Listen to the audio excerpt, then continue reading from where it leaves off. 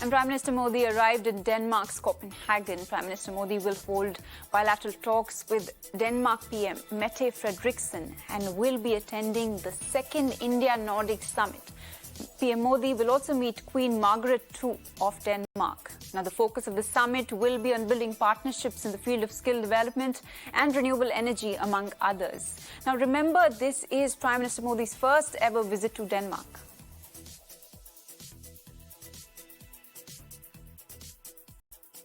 Srinjoy, my colleague, is joining us live on the broadcast for more on this. Srinjoy, if you would please tell us about the significance of Prime Minister Modi's visit to Denmark.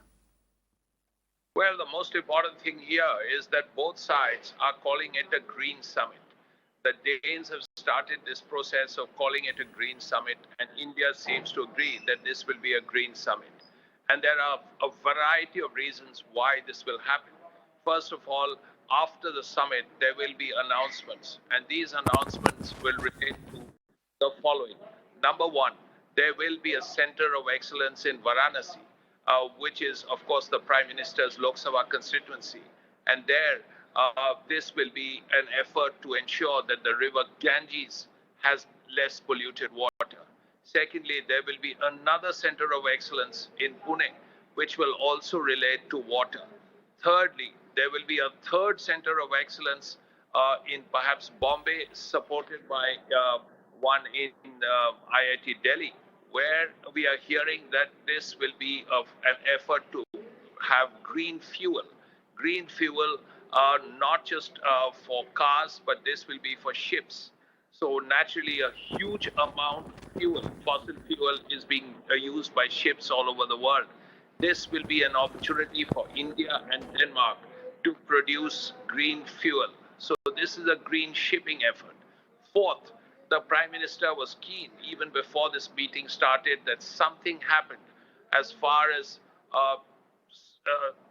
training for Indians is concerned, what is called skill development. And that skill development will be a major process here.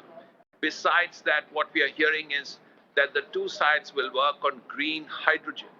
And more importantly, perhaps in the long run, there will be an effort to ensure there are offshore wind farms, one of Gujarat, one of Tamil Nadu.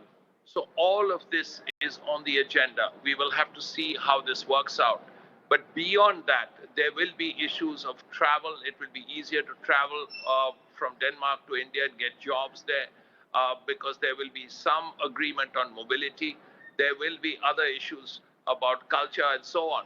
But apart from that, it will not be unimportant to say that Ukraine will certainly come up. But both sides know where both sides stand. India knows where Denmark stands on it. Denmark is a part of NATO that should be remembered, like Norway and also Iceland. But India's position is very clear. India will tell the Danes that, look, we don't want the war to go on. We don't want anything but a peaceful settlement. We want dialogue. We want humanitarian support for the Ukrainians. We want everything to go by the UN Charter. These are points that will be made with great clarity by the Indian side. The Danes are already aware of it, but these points will be made not just today, but also tomorrow during the Nordic Summit.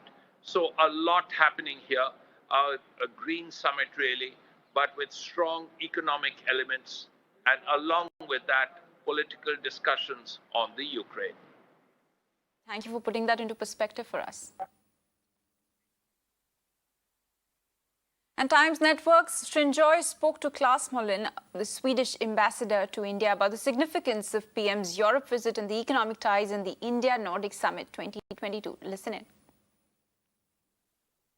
The Raisina dialogue was just very successfully hosted by India in the last few days, this past week, and a number of European leaders, foreign ministers, but also the president of the European Commission, Ursula von der Leyen, was here as the chief guest. And I think the European positions have been clearly ironed out and also spelled out.